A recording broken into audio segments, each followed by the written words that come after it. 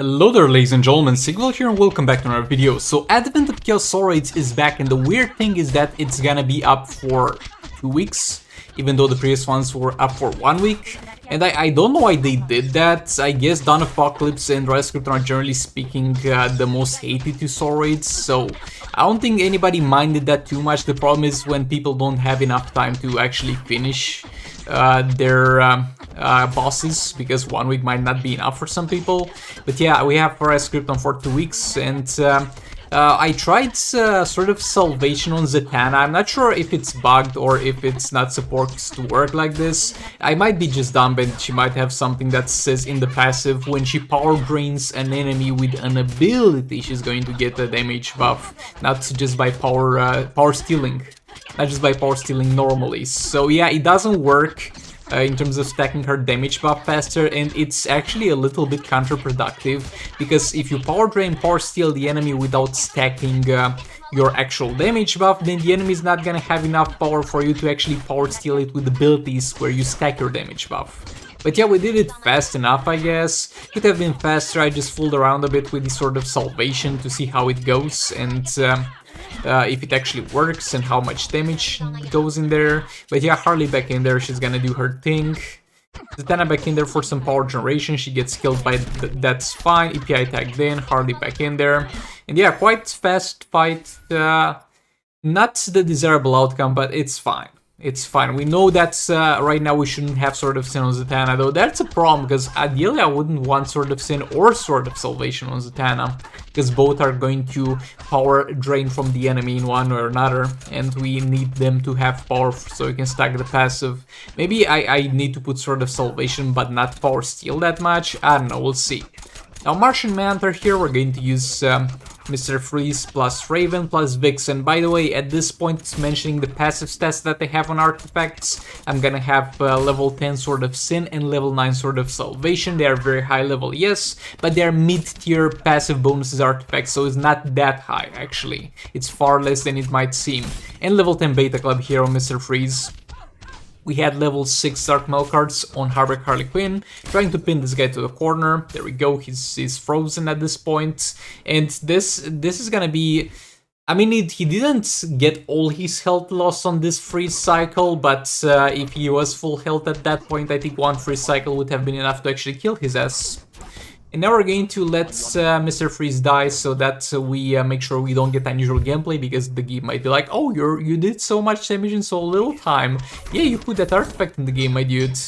Now, Kimfla and Sakuman going for a little bit of a cleanup here. This is one of the most frustrating fights I've had in a while, because on one hand we have Dr. Fate, who doesn't have Powder Box, and he's got a very slow swipe right attack with a very short reach. I just hate it without Power Box. And we got boss Supergirl, who's gonna literally bully my Dr. Fate, because a lot of times at the start he was not able to get close. And overall, Supergirl characters are gonna be one of the worst characters to fight, honestly, because they sometimes do the jump attack from melee range, they back off into it, and they just leave very few openings, and if you get away from them, they'll do this. They also have very fast basic attack hits, so sometimes the block into a jump attack doesn't work, because she will do 3 basic attack hits, and her is gonna be like, oh, it's fine doing a special, and they just do a special. They do 3 basic attack hits into a special in the time frame where they do a jump attack, so it's not gonna be a great time overall,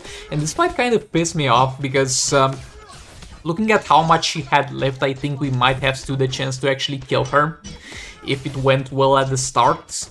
Maybe putting Sword of Salvation on Wonder Woman would have been the way to go, because she has a longer reach and a smoother swipe attack. But she's got a bad transition into attacking though, so I don't know what would have been better here. But yeah, Kimfla and Sakuman did well enough. I didn't do well enough in myself in terms of gameplay, and this was actually very close. 39. It might seem like a lot, but it's not really. Now moving on to a secondary account. Again, I have 2 accounts. If anybody's wondering though, I'll still get comments asking me, Sigval, how are you able to play 6 fights every single day and use the Kimfla and Sakuman team 2 times? I have 2 accounts, my dudes. So on this account we barely have any artifacts. I think Advent of Chaos is my worst soul raid for the secondary account, because we only have a level 4 chakra and level 3 chakra. Those have been hardly grinded for. So first up, Plant Sakman with Nora Snow Globe. We get our first 3 specials out of the way, and we're going to then let him kill me. I was thinking that he would kill me with Super Move, but he actually didn't, so we need to press the advantage of it a bit here, because we get the clone tagged in. That's not the most optimal scenario, but look, it went well. He used the special, he was at 0 energy. We get him back in the corner, and from now on we're going to have an optimal time with this clone. There we go. Tucker Fade back in there. I think I might have done a little bit of a mistake. The first clone, I'm not sure, got all the specials out of the way before I tagged it out. Maybe it did, maybe it didn't. What I know for a fact is that the second clone actually missed once, did 1 additional special.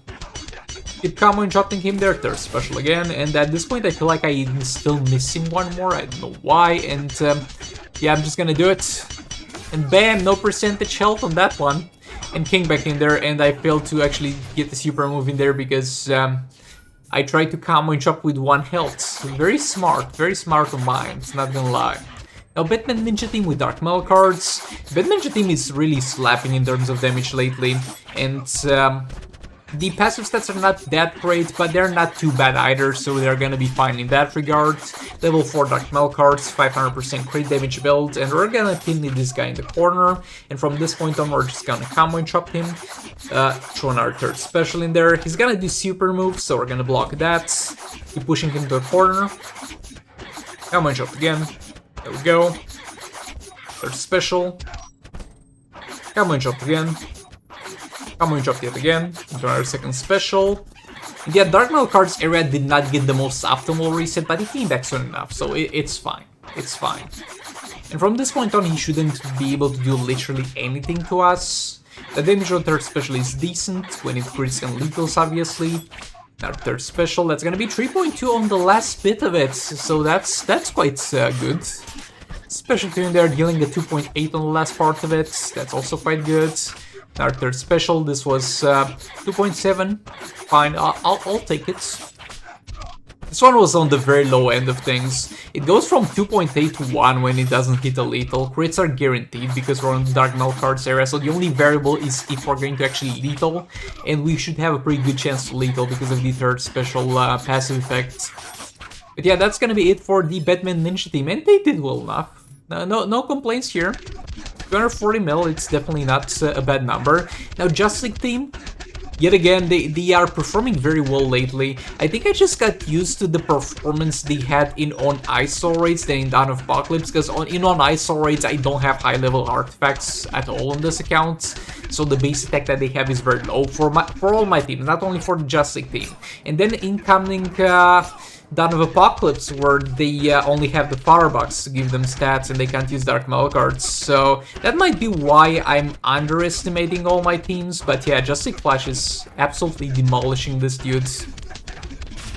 3rd special in there, almost doing 3 mil with the 3rd special, 140-ish on the swipe attack, a little bit lower than Rise of Krypton, but on Rise of Krypton we had significantly higher passive stats.